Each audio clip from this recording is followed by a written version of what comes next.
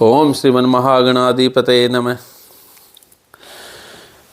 पिछले एपिसोडों में हमने राशि और भाव की बात की। आज बात करते हैं ग्रहों की। ग्रह क्या है? ग्रह इति धारयति। ग्रह वह जो ग्रहण कर लेता है, धारण कर लेता है। किसको? अपने फल को। प्रत्येक ग्रह के पास 3 प्रकार का फल होता है। पहला फल जो है वो उसका नैसर्गिक फल है। दूसरा फल भावेश की स्थिति के आधार पर है और तीसरा फल अन्य ग्रहों से बनाने वाले संबंधों के आधार पर हुआ करता है। इसी को नैसर्गिक जो फल है ग्रहों का, उसी को हमने कारक फल कहा, क्योंकि प्रत्येक ग्रह किसी न किसी भाव का कारक होता है और वह उसके पास अपना एक फल है।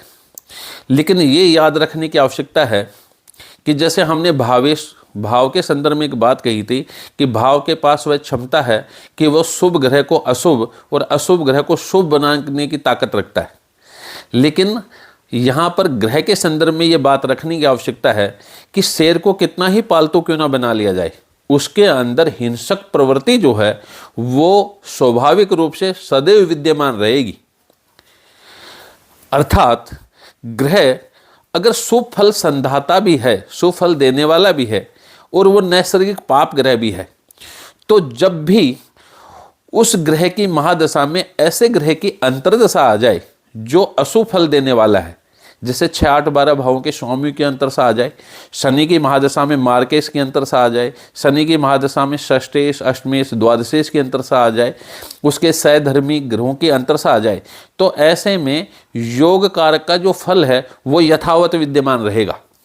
जैसे मान लेते हैं कि वृषभ लगन की कुंडली है और शनि की महादशा चल रही है और शनि की महादशा में गुरु की अंतर्दशा आ गई, तो वृषभ लगन में शनि तो है योग कारक और वृषभ लगन की कुंडली में बृहस्पति जो है वो है अकारक। तो अब शनि की महादशा में जब बृहस्पति की अंतर्दशा आई तो योग कारक का जो यथावत फल था वह धन संपदा आदि मान सम्मान ये यथावत मिलता रहेगा। लेकिन शारीरिक रूप से कष्ट, संतान को कष्ट, स्वयं को कष्ट, परिवार को कष्ट आदि की स्थिति अवश्य बन जाएगी यदि शनि और गुरु का कोई संबंध ना हो। तो ग्रह जो है वह उसके पास अपना एक नैसर्गिक फल है। एक तो वो फल वो देगा, दूसरा वो भाव किस भाव का स्वामी हो उसके अनुसार अपना फल देगा, तीसरा वह जिन ग्रहों से संबंध बना रहा है उनके फल को भी ले लेता है। जैसे महादशा के संदर्भ में महर्षि पराशर जी कहते हैं कि मान लीजिए कि सूर्य अष्टमेश है और उसकी महादशा चल पड़ी और व्यक्ति का अभी अभी विवाह हुआ है।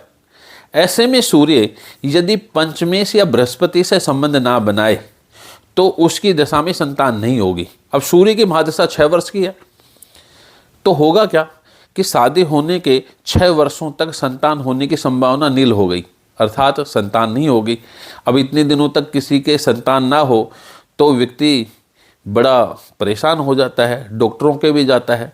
लेकिन डॉक्टर भी क्या करें इस बारे में? भाग्यम फलंती सर्वत्र न विद्या न च पौरुषम, हर जगह भाग्य की बात है।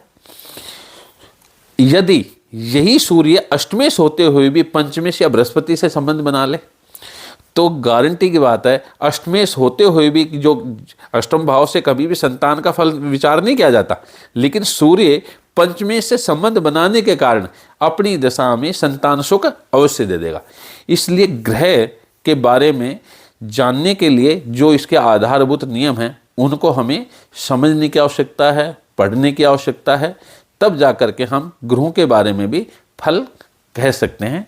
जय श्री कृष्ण।